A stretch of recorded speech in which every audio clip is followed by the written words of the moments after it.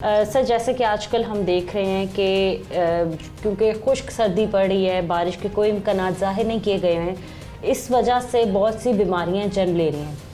काफ़ी लोगों को हमने देखा सुपर फ्लू की बीमारी आई, सांस लेने में इशू हो रहा है, गले की बीमारियां जन्म ले रही हैं। तो ये मौसम कितना ख़तरनाक है हमारे शहरियों के लिए?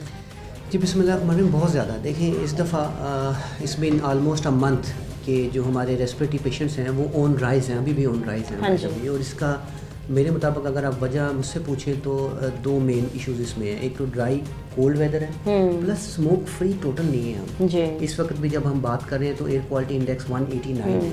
तो स्मोक पार्टिकल जब ड्राई और कोल्ड एयर के साथ मिक्स होते हैं तो ये हमारे लिए बड़ा एक लीथल कॉम्बिनेशन बन जाती है।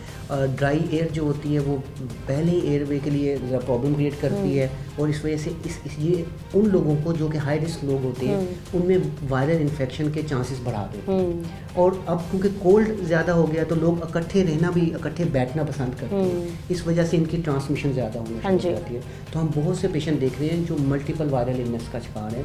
सुपर फ्लू उसमें से एक मेजर कंट्रीब्यूशन इसमें कर रहा है। सही है, ठीक है।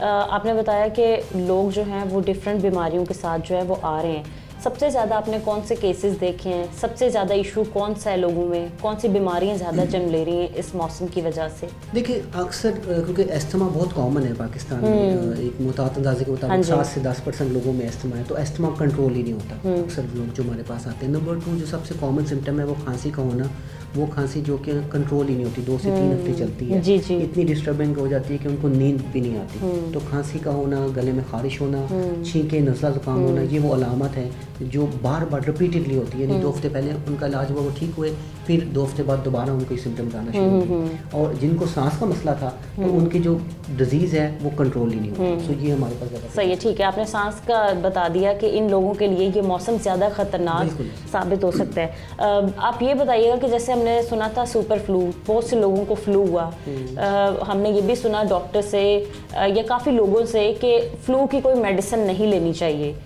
क्या करना चाहिए फिर जिन लोगों को फ्लू है? अच्छा देखिए, this is very important question. Super flu एक पॉलिटिकल टर्म है बाय द वे। बेसिकली ये H3N2 इन्फ्लुएंजा का एक टाइप है, उसका सब क्लास के इसको कहते हैं, ये वो वेरिएंट है जो आया हुआ है। वो लोग जो हाई रिस्क ग्रुप होता है ये ज़हन में रखें, जिनमें हम extreme of age, pregnant female, वो बुज़ुर्ग जिनको सांस का मसला है, जिनको दिल का मसला है, जिनको गुर्दों का मसला है, उनको हम एंटीवायरल देते हैं।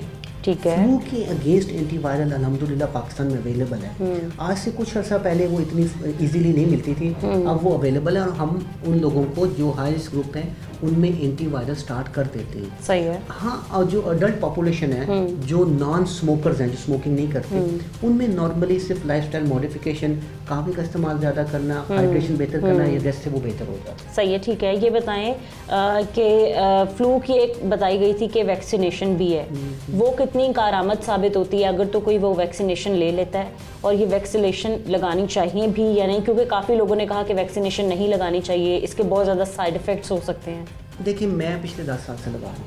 अच्छा। जिंदा भी हूँ, ठीक है ना, मैंने कोई बल्ब जला के दिखाया कि बल्ब जलते हैं इससे। देखिए वैक्सीनेशन के साथ प्रॉब्लम ये है कि पहले सोशल मीडिया नहीं था तो इतने ज़्यादा जो इसके साथ ना मिथ वगैरह अटैच नहीं होता। बदकिस्मती है कि हर शख्स जो है वो सोशल मीडिया पर बैठ के लोगों को गुमराह कर रहा है। वैक्सीनेशन मैंडेटरी है। जी जी। मुझसे पूछेंगे तो वैक्सीनेशन हर बच्चे के लिए एज़ पर यूएसए या पाकिस्तानी की जो पीडियाट्रिक एसोसिएशन है वो रिकमेंड करती है, स्कूल गोइंग बच्चों के लिए रिकमेंड करती है। यही हाई रिस्क ग्रुप जिसको हम बार बार बात कर रहे हैं, जिसमें प्रेग्नेंट फीमेल, 3rd ट्राइमेस्टर में, एक्सट्रीम ऑफ एज है, जिनको सांस का मसला, जिनको दिल का मसला, जिनको गुर्दों का या जिगर का मसला, या क़ुव्वत मदाफ़त का कम इस्तेमाल करने वाली दवाई लेनी, इन सबको फ्लू वैक्सीनेशन लगवाना चाहिए। सिर्फ फ्लू नहीं, इनके साथ नमूनिया की वैक्सीनेशन भी